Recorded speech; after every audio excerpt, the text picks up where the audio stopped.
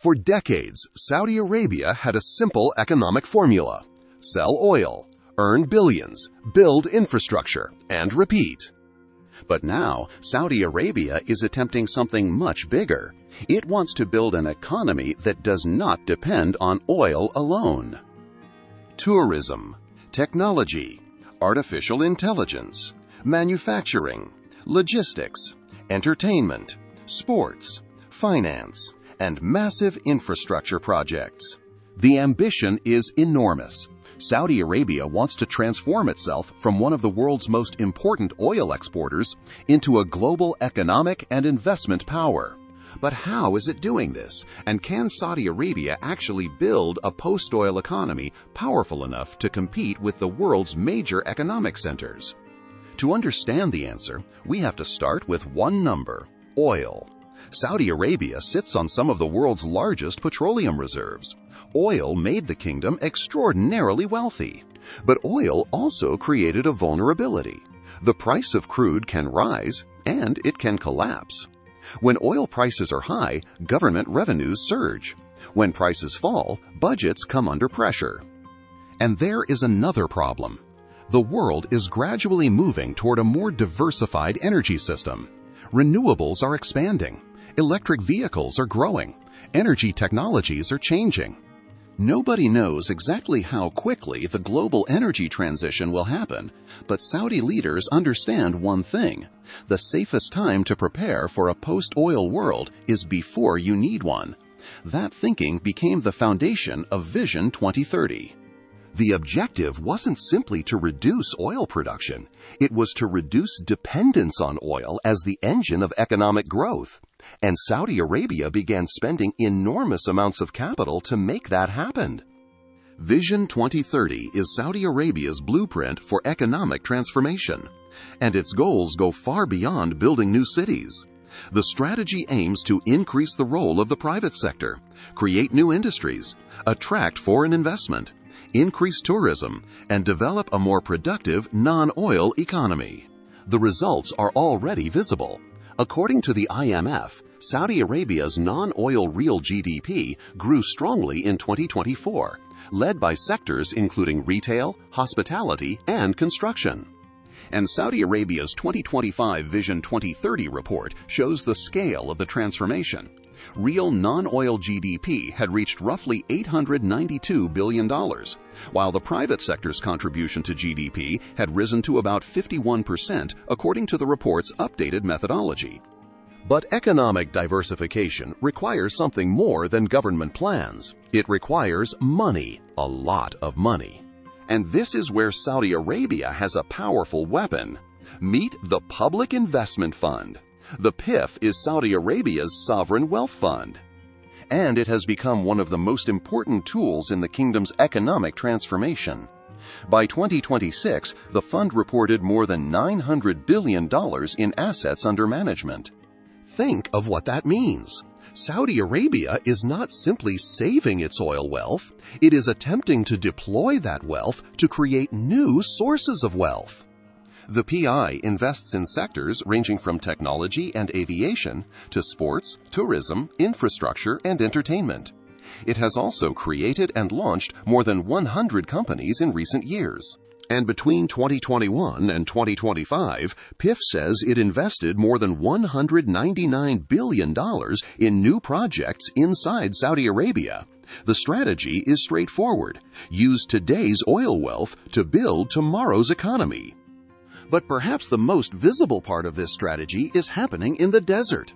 Saudi Arabia is building some of the most ambitious development projects in the world. They are known as the giga-projects. NEOM, Qiddiya, the Red Sea, Diriyah, and others. The idea is not simply to build expensive buildings. These projects are designed to create entire economic ecosystems: tourism, technology, entertainment, real estate, manufacturing, logistics, renewable energy. For example, NEOM covers approximately 26,500 square kilometers and is being developed as a hub for innovation, entrepreneurship, and new industries. Qiddiya is designed around entertainment, sports, and culture. The Red Sea projects target international tourism, and Diriyah is turning Saudi heritage into a global cultural destination. The logic is powerful. Build the infrastructure, attract the companies, attract the workers, attract the tourists, and create new economic activity. But there is a major question. Can these enormous projects generate enough economic value to justify their cost? That question will define whether Vision 2030 becomes a historic success or an extraordinarily expensive experiment. For decades, Saudi Arabia was not a major international tourism destination. That is changing rapidly. The kingdom wants millions of international visitors. And tourism is strategically important because tourists bring money into the economy without buying oil. Hotels need workers. Restaurants need suppliers. Airlines need passengers.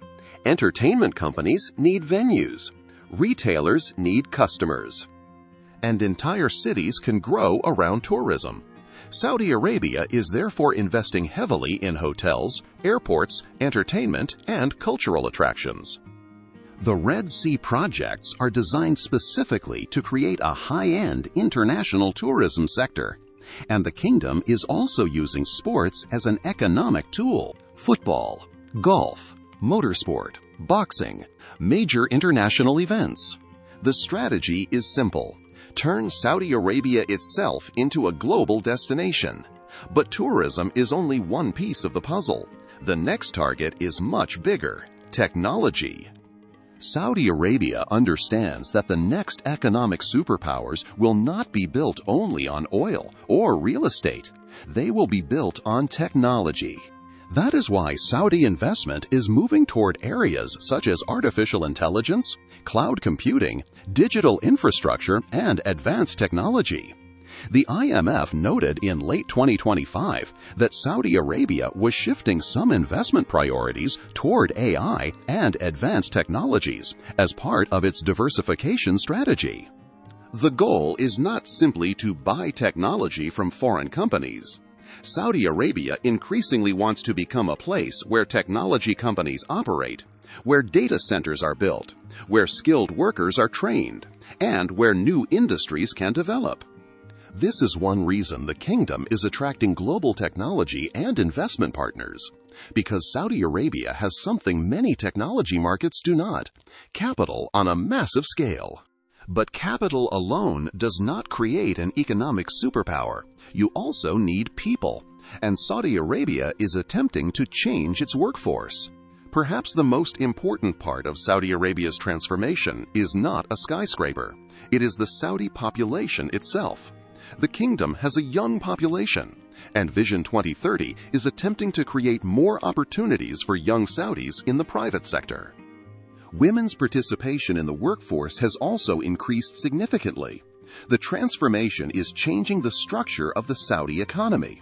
Instead of depending primarily on government employment and oil revenues, the goal is to create a more diversified labor market. More entrepreneurs, more private companies, more skilled professionals, more technology workers, and more internationally connected businesses. The economic logic is simple. A country cannot become an economic superpower by building infrastructure alone. It needs a workforce capable of using that infrastructure. Saudi Arabia also has another advantage: geography. The kingdom sits between three major economic regions: Asia, Europe, and Africa. That gives Saudi Arabia the opportunity to become a logistics and trade hub. The strategy includes expanding airports, ports, rail networks, industrial zones, and special economic zones. The objective is to move beyond simply exporting oil. Saudi Arabia wants to become a place where goods are manufactured, stored, processed, financed, and shipped around the world. And this could become one of the most important parts of the entire transformation. Because if Saudi Arabia becomes a major global logistics and business hub, then companies don't simply sell to Saudi Arabia, they operate from Saudi Arabia. But there is a major reality behind the ambition. This transformation is expensive. Saudi Arabia still depends heavily on oil revenues. And massive projects require enormous amounts of capital. The IMF has warned that lower oil prices and rising financing needs will make the next phase of the transformation more challenging. The challenge is finding the right balance. Spend enough to transform the economy without creating unsustainable financial pressure. Build ambitious projects, but ensure they generate real economic value. Attract foreign investors while developing Saudi companies and workers. In other words, Vision 2030 now has to move from construction to productivity.